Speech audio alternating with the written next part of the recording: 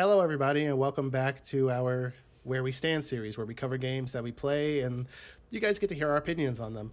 Today, we're covering State of Decay 2. State of Decay 2 is available on the Xbox One as well as the Microsoft Store and available on Game Pass if you're willing to play it. We're going to start with what we enjoyed about the game and move on from there. So, one of the things I really liked about State of Decay 2 is the general gameplay loop of it, as well as just the overall difficulty of the zombie encounters and stuff like that. I've played the first State of Decay 2. The first State of Decay 2. I played the first State of Decay, and that game, in that game, I really enjoyed going from building to building, looting and grabbing different supplies and equipment and whatnot, and bringing them back to my establishment and bolstering my numbers and bolstering our defenses. And this game takes that and goes farther with it in ways that I didn't think it would do. And on top of that, there was a decent variety of maps to select from. In the first game, you only really had one map. I think it was Chumbul. Chumbul, I think, was the name of the map. That was the town you were in, that you were essentially stuck in because the first game had a story to it. We'll get to that little problem later. But unlike the first game, this game has 4 different locations that you can go through, and each of them have a very different feel compared to each other. I have some favorite maps, and I have some maps that I'm like, Not like they're bad, but like, I don't want to be here right now. This isn't my favorite map, which isn't a drawback to it. It's just, you have your favorites. And, well, on the plus side, the game doesn't take a lot of time to get through and whatnot. You go in, loot, and do whatever you got to do, and then get out. You can actually kind of get it done within maybe like depending on how fast you want to move, maybe like a 5 to 6 hour session. It doesn't take that long at all, and that's what kind of lends to the replayability of it for me. Because sometimes there are ways that I want to customize my character and whatnot with some of the assets and stuff that I find in the environment, and I don't always get that opportunity in the first playthrough, especially if I'm playing on a harder difficulty. Right now, I think I'm on I'm on my second or third playthrough. But third playthrough. But I'm taking my sweet time with this because I want to loot everything. But that's just my impulsive habit. Yes, I mean, when we're playing through, you looted everything that you could loot at that point, and it was good. And I just gonna piggyback off, the characters. I thought what really was strong was the many different community members, and they all had their own little story to them. They all had their own strengths, weaknesses, and you can build them the way you want, like, almost like an RPG where you're kind of deciding what skills to strengthen, and then they had a couple paths once you maxed out that skill to choose. I thought it was really cool, and very unique for this kind of survival game where you have these multiple characters. That's not something that you see in a lot of different games, so I thought that was really cool. And to piggyback on that, the community members also had these special skills when you pick a leader, and you could pick the 4, right? You could pick like Warlord was one, and then we chose Builder.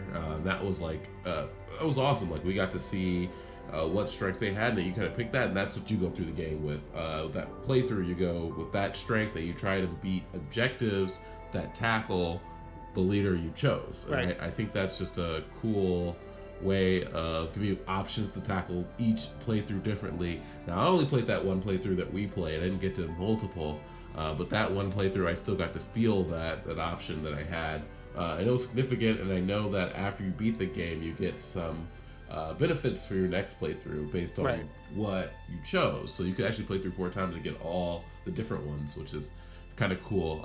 Definitely, it was awesome. To cut in there's actually one perk that I really enjoyed at the end of that playthrough, and it's for builders, but I think you can apply it in general, so it doesn't matter who you decide to lead. You just get whatever perk you selected at the beginning before you go into the next playthrough. There's a perk where you can essentially cover the water and electricity for all of your equipment, and you don't have to set that kind of thing up. So you essentially have a free ride on that. You don't need to worry about, oh crap, I need electricity. Oh crap, I need water. It's already provided. You're good. That's just OP, but I love but I love that. That's awesome. I didn't get a chance to experience that. That's cool. And the other cool thing is that after you finish your first playthrough or whatever playthrough you're on, you get to carry some of those same community members into the next playthrough, and I kind of like doing that. Well, obviously I like doing that. It's part of the game. It's fun, but I like the fact that you essentially, when you're picking people and you choose who gets to carry over, you're also killing them off. Yes, you. So you told me you should only pick a few. You should kill all the rest. I was like, okay, I guess. Yeah, it's messed up to think of it that way, but you take the people that you're either somehow sympathetic for, because this game doesn't really do that great of a job at make you care about these characters outside of stats, whereas the first game kind of did to some extent. The dialogue and stuff was still in the first game, but at least they made you care to an extent. But again, the first game had a story. This one is more so about everyone's personal stories, which aren't even really all that varied to begin with, which I'd say is one of the weaknesses of the game. But before I go further into that, it's going back. It's just cool to essentially say, I like this character. Ooh, this character got me through this. Man, me and this character were ride or die. I can't let them go. Everyone else, I don't pick you. But when you don't pick them, they get like a skull on them. So you know that they did not survive with that group that you're carrying over. Right. And I'm like, I feel bad because I'm essentially just killing you all when I say I don't need you. But it's whatever. It's whatever. Yeah. Well, let's talk about that story a little bit, because you mentioned it a few times, and I think it's a big point and something we have to hit home about this game. When you're playing through the story, I think the opening, by the way, the opening was great, right? You kind of get tied to your characters. You have a reason to like them in the beginning, but after that, it kind of just right? Like you got your character, you have like that story for your characters, but after that, your characters are kind of just really there, and you don't have a reason to really care about them except for their skills, which is the part I'm talking about when I say the difference of the characters. Other than that, you don't really get too attached after the first maybe hour to any more characters. You just kind of add them on, lose a few. I only cared about the ones that I got right at the beginning. The other ones didn't really matter to me, and that I feel like that's definitely a problem. And then to top it all off, the overall story in the beginning was, I like that beginning part, right? It really throws you in.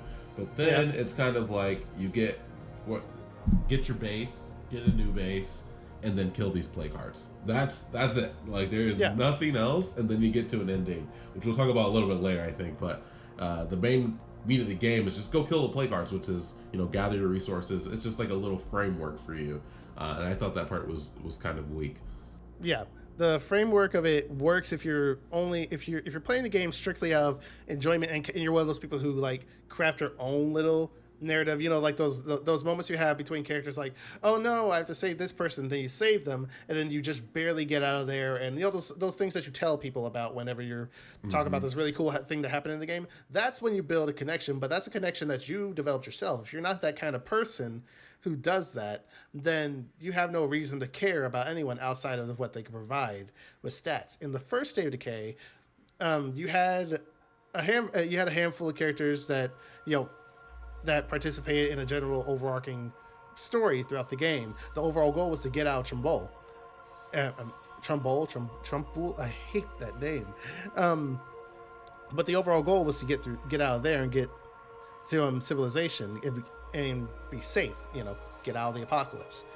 But the issue with that on the extreme side is that you can end up maybe limiting who you care about, because then you would definitely have a section of characters you do care about, but then the other ones are like extra, so you don't care as much. So I feel like for this game, what they could have done was what they did, but maybe root people more into like whatever roles or the kinds of people that they are, because they have these background stories. You have these things that are randomized, that they that kind of attribute to their own stats. Like some people can't run as long because they have a history of being a smoker. Some Right. people are better at fighting because they were boxers, before the world ended and whatnot. And that's cool. Dig more into that. I know that's more work, but that would have been nice. It would have helped. Another thing that I feel like would have helped a bit is, well, not help the characterization, but just helped it feel more like you're actually defending yourself against the zombie horde. Is a mechanic that used to be in the first game but isn't in this one, and that's the one where you could like board up the windows and whatnot, and keep the zombies out that way, shoot from the inside. It's a siege essentially. The siege still happens in this game, but instead you're all kind of just more or less caught off guard. You're standing around your base and whatnot. They're like, okay, everybody, get ready, they're coming. Right. Get ready, but no one's moving. In the first game, whoever you go to an actual objective and drive there, park, get in the building, and then board up the windows during that time. And during that time, even though I hate the recycled dialogue that they would do in the first game, that's when some characters would talk about something they did, with their family back in the day, and they still do that occasionally here, but it's not as I'm not gonna say well done. It just feels more out of place here than it did in the first game. Right. One more thing to top that part off. The sieging mechanic wasn't just restricted to the initial missions. They were also restricted to. I mean, not restricted. They weren't just restricted to the original missions, but they were also something you could just do in the world in general, which was really useful when I'm running from a horde of zombies, and then I run into a house. I'm like, I don't want them coming through the windows, so I just start boarding up the windows in the house. It's a general thing you could do that's not in here anymore, and that bothers me. But I talked long enough. I mean, I gotta agree. Like, I didn't play the first game, so my experience is a little bit different because I don't have that thing to draw back on. But from this game, it just when they attacked, you only attacked your base. You could be far away, right? You gotta run back to your base no matter what you're doing, which is kind of cool. I mean, I didn't hate that, but when you're in the base defending it, it's just like they're just coming through, like walking through the door. You're like, oh, okay. Or they knock for a second, right, and then they just pounce through. There's no build up to it. There's no protection. I think that sounds cool, boarding all windows. I think that would make me feel more in the game. Whereas they're just attacking randomly just seems like a mechanic of the game. Like it kind of takes you out of it. Like, oh, I gotta go defend this because the game wants me to. That's how I felt versus like, oh, I want to go and hide and protect myself, so I put myself in a boarded up house, which makes sense, which is what you'd expect. And you kind of hinted on the horde. I would talk about the hordes. I think the hordes are cool. There's a huge amount of enemies, but really you just kill them. I don't know. It's just, there's no like I felt like in this is gonna go to another part, but I felt like there was no really punishment that there's a horde. I think you just go kind of run them all over, or you go and shoot them. But I mean, I guess it's important to note that we didn't play on a harder difficulty for this playthrough. You might have played one later, and maybe you can talk about that. But for me, maybe it would have been stronger on a harder difficulty because I would have felt scared of the horde, which I didn't in our playthrough. I mean, tell us about the difficulty. Did you play on a harder difficulty at all? I did not, but I've seen several people saying that if you played State of Decay before, you might want to play on a harder difficulty. Like the Plague Heart zombies, which are a new addition to the game, are a challenge when they're in a horde and whatnot because you can get sick and this and the other. And even though you can run them over and whatnot with your car will eventually get damaged and broken to the point where you can't drive it anymore. And shooting your gun will alert other zombies in the area, and some of those zombies could be ferals, which are a pain in the ass. Bloaters, which are not a challenge at all, so long as you don't get close to them. Screamers, which again, not a challenge as long as you don't get close to them, or don't let them scream. And did I say juggernauts? Juggernauts, yep. The juggernauts, don't let them get close. On the harder difficulties, there are more varied packs of hordes and larger hordes in general. So on the harder difficulties, some hordes will be traveling with one special zombie. Some in a harder difficulty, maybe there will be two special zombies. Maybe they're more sensitive in this than the other to sound and whatnot. On that last note, I'm not too sure. But either way around, that would be much more difficult and more engaging to me on top of the fact that there are fewer resources, Right. than what we did. Now, what we did was fun. It's easy and normal. Like my second playthrough was on normal. My third one's on hard. But I didn't get that deep into my third one. That's why I can't form a direct opinion on that. But my second playthrough, on easy, and our first playthrough on normal was like, I'm just chilling, for the most part. Right. Yeah, Right. it's fun for the sake of being fun, and you kind of create your, depending on how good you are at the game or on how much you click with the game and how it works and whatnot. You're for the most part just casually going through it. I'm waiting as I keep playing for that moment where I'm like, this is hard mode. And I mean, when I start losing people left and right, there was a mode that I really loved playing in the first State of Decay where it was called Breakdown mode. I don't know if this game has something similar or will have something similar. The third game's on the way at some point, so I'm not sure if they'll actually put that kind of mode in here if it's not in here already. But in Breakdown mode, essentially you keep replaying that same map in the first game, but each time you do, it gets tougher. And I think there were less resources. By the way, it gets tougher. You get rewards, but it gets tougher in the sense that it goes from regular zombies walking around over time to the juggernauts becoming the regular zombies. Oh gosh. And so literally, like, I've lost several people within the first 5 minutes of me, trying to find a base to ferals and juggernauts in the first game. I was losing people left and right, and it was terrifying. I'm like, this is awesome. I hope there's something here for that. Well, there's one thing I do want to talk about for sure, and that's the co-op. We played this game in co-op. People also played by yourself. Yeah. So for co-op, By yourself is terrifying. Mind I you. bet. I don't know if I can do it by myself. Not for me. But I think the co-op was a good experience mostly. Playing with a friend in this game, I can imagine playing with 3 friends. It's just super cool that you can like go hunt this place, grab resources, and take it back, travel together, kill your enemies, and I think and grab more things at the same time. So it kind of just makes it a much more fun experience. But the restrictions are a problem to me. I don't get why. Well, I do understand, but I don't on why we need these restrictions. Like, I get like you don't want someone to come into your game because when the game is popular, it first comes out, people join you. They don't want you to have people come in and take your resources. But I think it's limiting to play with your friends, and you can't pick up everything. Everything is personal. But the owner of the instance, which was me in this case, gets to pick up more things than the person that's co-oping it. It's not it's not even an even divide. Like if it had been even, I think it would have been okay. But being only I could pick up most things. Most of the time, Darryl would go in, he'd pick up his few things, and I'd be like 2 houses behind trying to pick up stuff because I have so much stuff to pick up, and he only has a few options. So I didn't like that, and then only I can choose what to build, and it'd been cool if there was like maybe a voting system on what to build or that kind of stuff. Look, it's could have been. I just feel like they could have done a little bit stronger on the co-op experience, and I don't think one has co-op or No. Yeah, the one doesn't have co-op, so it's new to this game, and so maybe that's why they can work on it. But I'd like in the next game, I'd like to see that co-op improved. What are your thoughts on co-op? They're more or less the same. Like I think for the sake of distance and whatnot, the tether is actually much more generous than I thought it would be. Like I could get pretty far from you, and you know that because I ran away from you a lot. Oh, yes. Just going off doing my own thing. But at the same time, though, I don't like the fact that there's a tether on you.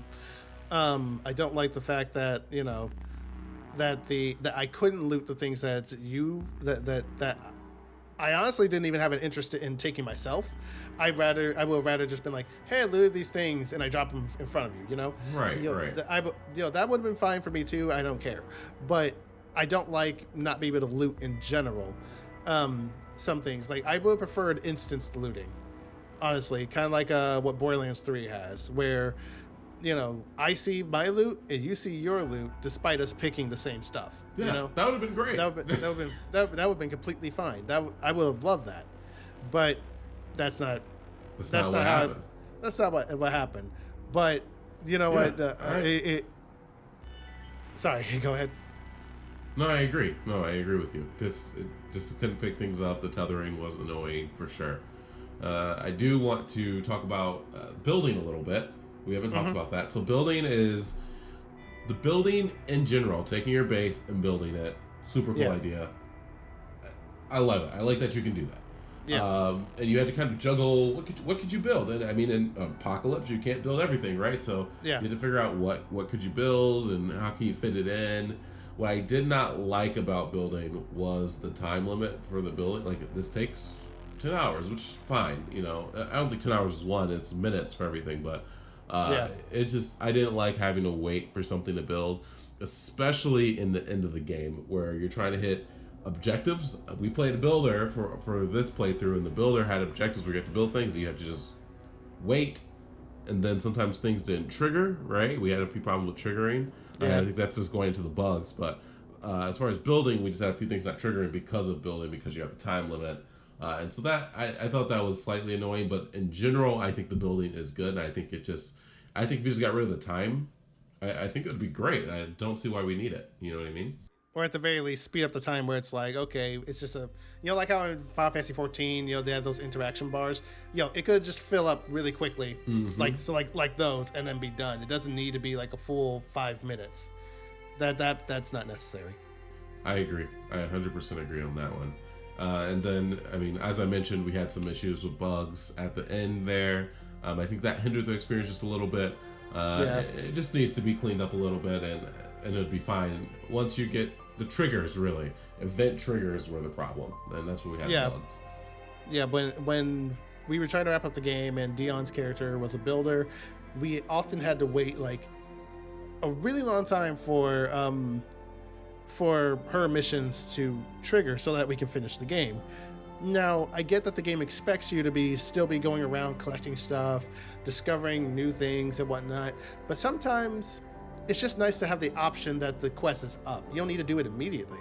Just like, oh, cool, my next main quest is up. I can do that in a few minutes or in a few hours whenever I feel like. Versus, I did everything I wanted to do and I have nothing else to do because it'd be too risky. So, where's my mission? Yeah, no, I agree with you, 100%.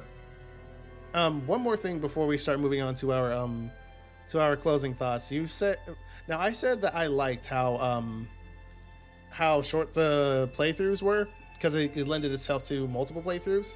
But you think that the shortness of the playthrough is a hindrance. Right. So I think the reason the shortness is a hindrance, it wouldn't be necessarily in all cases, but in this case it is because you don't have the objectives and the story that really drive you. It's just like, go kill all the plague hearts and it's over. Like, that's how it feels. Yeah. And I think that causes it to be like, you can make it as short or as long as you want to, right? Because of that objective. But I don't like that there's not more objectives that you have to do to complete the game. I wish there was like more to go. Like, if they gave you more different things, a variety of things you needed to do to complete, I think it being short would have been fine. But because I think it being short just helped with that issue of not having varied objectives. So I just think it's a compound problem, honestly. Yeah. Okay, so now we're going to move on to our closing thoughts to wrap this up. So, on my end, all I have to say is that I really liked and whatnot, and stuff that I think they need to work on for the next one. I think the harder difficulties make the experience a lot more fun and gratifying if you're looking for that kind of experience. They should bring back the siege mechanic or update the current version of it, because you still kind of have a siege, but it's not the same thing. Right. One more thing that I'm surprised I forgot. You have human enemies in this game, and they can be tricky. It's as quick as it is for you to draw your gun and blow the brains out of a zombie. They could do something to you just as quickly. And the first State of Decay did not have human enemies, so it's cool to have that they exist in this game as people you can either ally with, like you could in the first game, or people you can make enemies of if they want your stuff, or if you refuse to help them too much, or if they think you're a threat and whatnot, or if they take your stuff. Those are some pretty tense moments because it's like, okay, zombies don't really have ranged attacks, and it takes a lot of them to kill you. At least on the lower difficulties. One headshot, you're dead for the most part. Right. From a human enemy. Yeah, and just to piggyback that, we had a really cool experience where they, you're going to the enemy. We gave them what they wanted, and then we said, or they took what we wanted, and then we took it back from them, and they agreed to give it back. They gave it back. As soon as they gave it back, they attacked us. That was awesome. And that's they need more of that. I think in this game, that adds to the human enemies being really cool, and they killed a lot of people. And unpredictable. Yes, they did. I think they killed like 2 of the NPCs we were with. Yeah. That said like, hey, could you help us get our stuff? And then they were like, okay, sure. And we were like, okay, sure. And then we went to help them, and we only came back with like 1 of them. Or something. It was like, oh. I was like, oh well, my bad. I was sitting here like, was that a bug? No, because I've had something like that happen in my playthrough. Oh no. They could just say that they're all good, we're all Gucci and all, and then you turn your back and they're like, fuck, you're dead. Exactly. That's exactly what happened.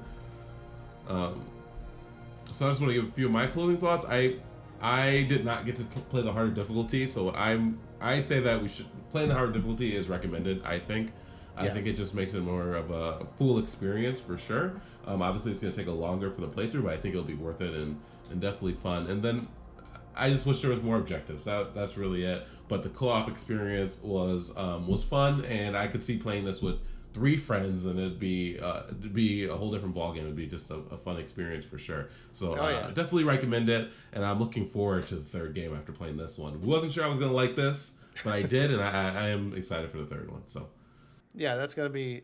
It's only at the time of this recording. There's only a CG video out, so we haven't seen anything else about it, but it looks different, just based off of if I can really perceive what goes on in the trailer, because there's a lot of things in there that character's doing that you don't normally do in State of Decay, assuming those are mechanics and not just, hey, this is the vibe trailer,